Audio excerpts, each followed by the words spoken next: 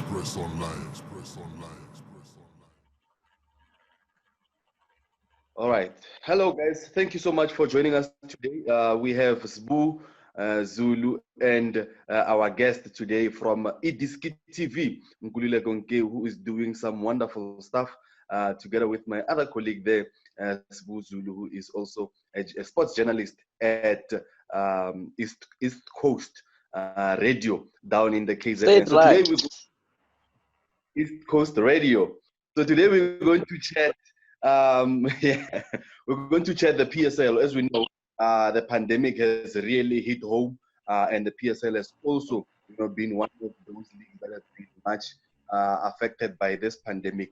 So today we have somebody who works around, this footballing fraternity in the South African sphere, who is Nkulule Konkeu, who is doing Idiski TV. I will leave a description down below to his channel, and you can go there and subscribe for yourself and watch some brilliant football content out there. So without a waste of time, welcome Nkululeko, welcome Sibu. Oh, thank you so much, sir. Cheers. Thanks, Gule, for joining us today. Absolute pleasure. Come forward. Easy. Yeah, Nkulu, you were there at the PSL offices yesterday. Can you just give us a roundup of what happened and where are we now with the resumption of the season, if there is to be one? Yeah, I think yesterday the expectation was that we'll probably get a date. If you look back into last week, from Wednesday and Thursday, brilliant work done by Max Tradum at Times Live. They somehow intercepted an email or communication from the Premier Soccer League that was indicating that this was going to be the week for the restart of the Premier Soccer League, the 18th. That's where it started I think on Wednesday last week. Long story short, the PSL picked that article up, and then they realized that they needed to make an announcement that they are going to talk on Monday. So on Friday, they sent all of us an email to say that they are going to make an announcement, a press conference on Monday, which was yesterday. On Saturday, then, SAFA saw the communications sent by the Premier Soccer League to journalists, and they also saw all the dates that are being bandied about. They also sent out their own statement indicating that they don't, vibe with the idea of the restart on the 18th of July. So, long story short, yesterday was supposed to be a day where Dr. Irvin Koza, the PSL chairman, says to us, look, guys, we are starting on the 18th.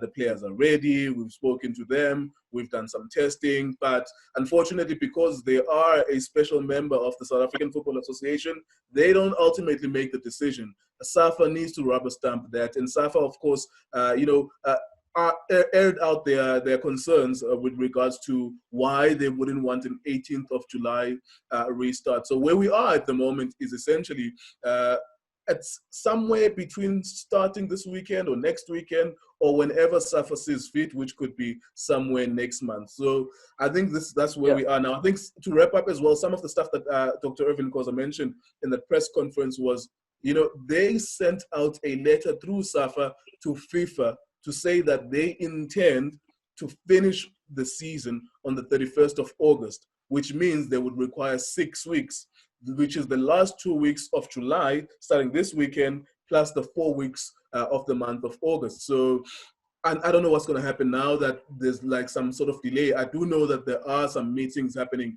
at the moment. So we shall find out maybe in the next 24 to 48 hours whether we're still kicking off this weekend. Probably it could be next week. If SAFA really wins, it could be in August. So Nkululeko, it's quite weird for the PSL. If this 18th date is perhaps is the date that perhaps they bring back the PSL, because I heard that Dr. Ivan Koza said that it requires 6 weeks to obviously finish the season. Now, what about the I think it's the 2 weeks prior to the season commences, because players have to test, players have to go through a screening, and for a period of 2 weeks, I think they must, that's when they have to sit out and for them to be cleared. And so we're talking about something that's like, it's a 2 month situation. Is it possible to have the season finishing in August? Because I know that they said they have no intentions of the season completing beyond August.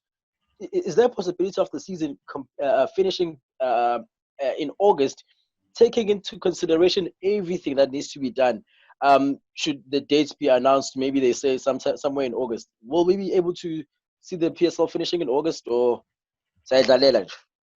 Yeah, I mean, I think one thing though about the point that you're making about the 2 weeks. When I was speaking to Jackson Mabokwane, I traveled to Welkom and Bloemfontein when we did that interview, and fortunately enough, I was actually in the midst of like 7 players from Bloemfontein Celtic. That was 2.5 weeks ago. At that point, I was not supposed to hear some of these phone calls, but I was hearing that these guys were actually gearing up to train. So their 2 weeks was last week and the previous week when I was in Bloemfontein. And Oh, they had been told, Uguti, they are training. And remember, when we started hearing about Mashigenya testing positive, couple of Stellenbosch FC players testing positive, Kaiser it was Chiefs. precisely at that moment where 2 weeks ago, they had tested those players. And when I spoke to those guys after I had finished interviewing Mabokwane, they made it clear to me that they had been tested.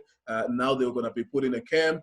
So their PSL's 2-week process has already elapsed. And to them, their timing was that this was going to be the final week of training. Everyone was going to go to the bio bubble, which is in Gauteng, go to your hotels, never go out there, hotel training stadium all the time. That was the original plan. So to answer then your question, finishing in August was what the Premier Soccer League had intended.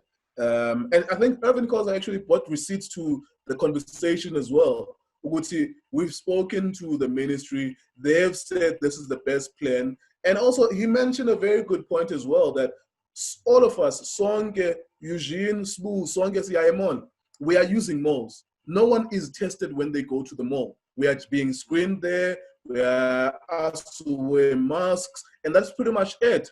And Irvin Koza was saying that, look, with us, what we provided to the ministry is that we're not going to take any risks. The bio bubble that we are creating is a situation where if someone is going to go inside there, they're not going to come out. And before they go inside there, they're going to be tested 2 weeks prior, which was last week or 2 weeks ago, and 48 hours before the first match, which would have been on Thursday. They will be tested again. No one will be allowed to the hotels, inside the hotels, if they are positive until they go and recover. 14 days later, they can rejoin their team. So there was a plan on the ministry. Like I'm saying, Guti, he bought receipts. The ministries, he read the letter from the ministry, which was saying, I think it was the Director General from the Ministry of Sports, Arts and Culture, and he was saying that this was the best plan, for that he had seen. And it could provide a blueprint for all sporting federations if they are planning to come back, try and create that kind of a scenario where the players can't go to their wives and girlfriends if they are to go It's a inside boot camp, basically. Yeah, absolutely, absolutely. I know I was speaking to Mark Fish and also Ujabu Pule Matlangu. I'm doing a show with them on Massive Metro. They were actually complaining that players cannot stand 48 hours of camp. So I don't know how they're going to handle six weeks of being in camp. But long story short, though, I think the part where 31st of August could be the finish date will only rely on the South African Football Association rubber stamping the restart this weekend. I think once I was speaking to Minentam Keys as well, a brilliant journalist down there in KZN. Good friend of mine. Yeah.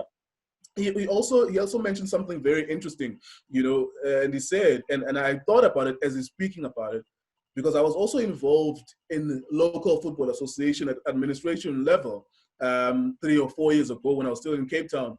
And he says the referees, because SAFA mentioned referees when they were writing their letter about the readiness of the referees. They were talking about the fitness, but Mineta mentioned something else, which is very interesting, which is referees are part-timers in football and they are full-timers at their workplaces.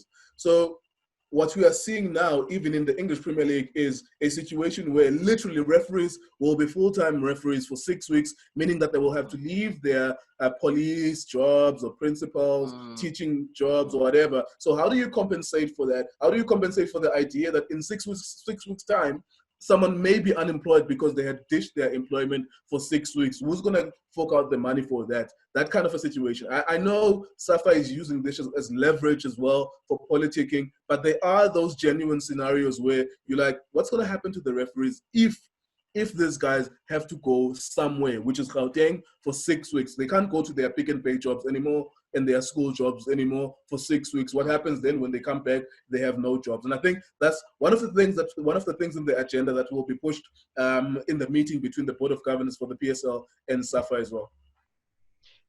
Let's talk about yeah. Gauteng. I mean, yeah, I hear the SAFA thing that, they are the one that needs to give the go ahead. We've seen a complete rise in infections in the province, and now we're hearing that the league has to be completed in Gauteng, and we understand the facility part, and all those stuff. But is it viable? Is it possible that the government is going to give the green light? Because we know the story about hotspots and so forth. Is that not going to be a problem for the Premier Soccer League? Yeah, I mean, that's what he touched on, and he was very passionate about it, Chairman Irvin Khoza. He was very passionate about answering this question over and over again, and that's why he made the example of Nkululeko, Eugene, Sbu can go to a mall. All is required from them. And we go to malls in Gauteng, the hotspots. We go to restaurants and we sit there and we sip our coffees there. All is required is the checking of the temperature and the mask, and that's pretty much it, in the hand sanitizer. He's saying there is inherently no danger in terms of what they are trying to do, their bio-bubble plan, because if you come in and you are positive, you can't go in, you will stay out. And then whoever is inside will be people that they know that are negative. And they would have tested them twice 2 weeks ago, plus 2 days before the first matches kick off. And also, he opened the letter from the Director General, which was saying, Oguti, this is the best plan that we have seen. We are impressed by the plan. Yeah, but because, I mean, and for me, I sympathize with him because he's saying this is a business and no other business is required to do what we are being asked to do, which is testing and retesting and letting people in, not letting them out, so that to minimize the risk. Even the drivers will be driving the buses, people that work at the hotel, maybe there's even a plan there to say they can't go home. That's essentially, he gave us a comprehensive plan which they sent to the ministry. I'm not saying that that's going to work or not going to work, but it's better than what we are currently. All three of us could probably be positive because we are going to shopping. We are not being tested. The players there will be tested. Every team will be allocated with a doctor. There are monies that will be allocated for those specific reasons. So I also heard that he mentioned that there's not going to be continuous testing during the time that they will be spending there for that 6 hours, six weeks. So that means I don't know how I feel about that, because what if somebody tests positive or catches the virus somehow from the room that they are being fit in? Maybe the cleaner or somebody brings the virus, and a player feels unwell, and then that player goes for the test and then find themselves positive. What's going to happen then? Do we have a plan with if a particular player tests positive, they are going to quarantine that player individually, or the whole team, or whatever? Do we have anything like that, or is it just because that they're not going to be testing after they go into that bio bubble? That means that they're not expecting any positive case. I think what we need to do is to also keep in mind what other countries across the world have been doing this. Number one, we have to appreciate that the Premier Soccer League is doing the best that they can at the moment. I think the best thing I can do, for example, if I'm vibing with a female friend and I don't know where they've been and what they've been, the best thing that anyone can do for me is to test them, check their temperature, and tell me that they are negative. If they somehow become positive after the fact, then, you tried your best. You tried your best from the beginning. And secondly, I think what we need to do, and this needs to come across as well from the media. I know we're not working for the Premier Soccer League. We need to be objective at all times. But we really need to always provide color and context to our followers and our listeners, our viewers, that, look, the Bundesliga, the best thing that they did was that they controlled information. They had cases. Remember, at the time that they restarted, no one had tried this before, and they did it. They had cases. I think before the first matches kicked off, they had around 12 cases, and they controlled information. They said, we have 12 cases. They didn't say word for word, no big deal, but they said, we'll deal with it. We will make sure that all the players don't go to the malls. Their food is provided for. Everything that they need is provided for. That was the best that they could do at the time under the circumstances. The Bundesliga finished within 5 or 6 weeks, and we didn't have any further cases. We had 1 or 2 every time, like every week. I think that's going to happen in the Premier Soccer League as well. And also, we always need to keep in mind that what we have been told about the COVID-19 is that it really is dangerous for people with underlying conditions. That's not to say that we are exposing players to a virus, but we also need to keep in mind that they're not children, they're not HIV positive, they are not over 70 years of age. They are in the peak of their physical fitness. Yeah. The one thing that also is a bit bugging for me, yes, I know that the PSL has come up with stringent measures to have the season competing, but reports, numerous reports basically came in a few I think weeks ago, that some other teams cannot afford to cover costs to get players tested, and that's a bit of a problem. It's a big problem. I think if I'm not mistaken, 12 teams in the PSL have tested. Correct me if I'm wrong. Yeah. 12 teams. So there's still 4 more that basically haven't done that. And right now we are faced with a situation whereby the PSL does not have money for financial supports, cannot support financially the teams monthly grants, because money is what's happening. We have the situation, and I'm not sure what the plan as to for the teams that haven't tested or cannot afford to test, if there's a plan to do that. Can the PSL afford to come in handy and perhaps maybe aid some of these teams? What's the way moving forward for the teams that haven't tested? Because as much as they can come up with these bio bubble strategies, it can never happen that the 12 teams can go in and the other 4 are just like, we're taking a risk with them. What can be done according to you? If you know anything, perhaps you can enlighten us. Sure. No, I think also just let's keep in mind that the Premier Soccer League has 32 teams, which is 16 ABSA and then 16 in the GLAD Africa Championship. I think what we are hearing about the 12 teams is that they know their results. I think it was uniform that all clubs tested around the same period. Now, there may be delay in knowing the results, but I don't think that there's a club that's folding their arms and not testing. I think all of them have tested. One thing that Iron Duke mentioned yesterday was that the last money that they received from grants was on the 30th of June. If they don't continue playing, and if they don't provide content to MultiChoice, then there's going to be a problem. To sponsors, there's going to be a problem from Nedbank, ABSA. There need to be deliverables. Because the last payment was similar to the way in which player contracts are structured. It was such that the last payment was the 30th of June, which was the expectation that the season ends officially, even though it ends in May, it ends officially for everyone on the 30th of June in terms of contractual obligations. Now, he mentioned something there about the monies and the lack of monies for clubs to test and do all of these things. And he said, what we'll do, we'll provide. Remember, this is an organization that announced a 1 billion revenue in the last financial year. He said, we'll make money available for the clubs. What we'll do then is that retroactively, we will then deduct the monies owed to the Premier Soccer League once they receive their grants. So they may receive, if they kick off this, this weekend or next weekend, they may receive their grants covering July, because and also the broadcaster as well needs to be commended, because Dr. Evan Kosa was saying that at no point did MultiChoice actually say to them, "Would you ever fair to yeah, well, we can't even give you the money." Yeah, well, at no point did ABSA go around and say that there's no football. They've been really patient with them, because they understand we are living under the pandemic. They are leaving anyway. They are leaving, so. Sure. Yeah. Well, I guess.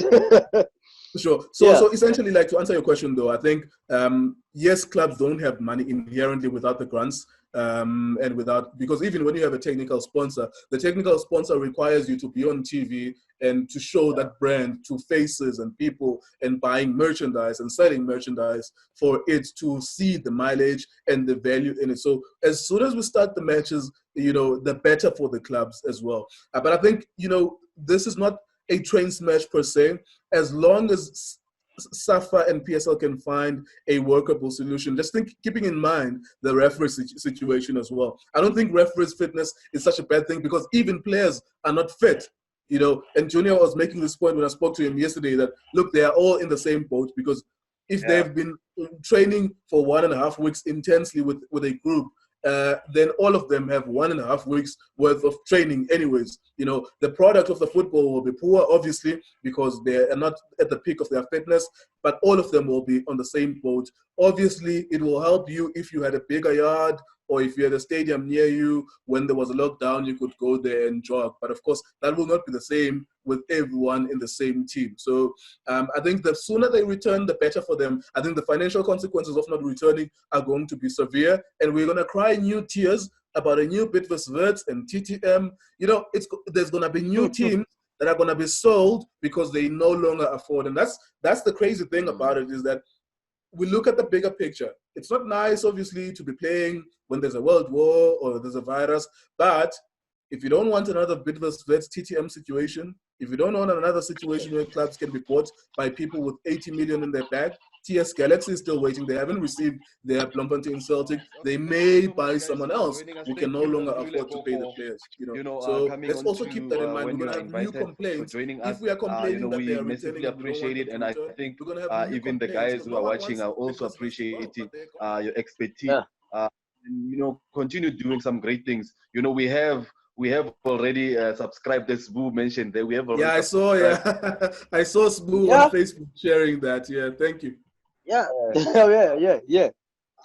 The videos, and I encourage everyone who likes football, who loves football, to go on to Idiski TV. I will leave the link description down below. Go out there, press the subscribe button, and also like those videos, and also watch them. So from me, Eugene Tabamangani, and the two girls out there, thank you. Bye bye.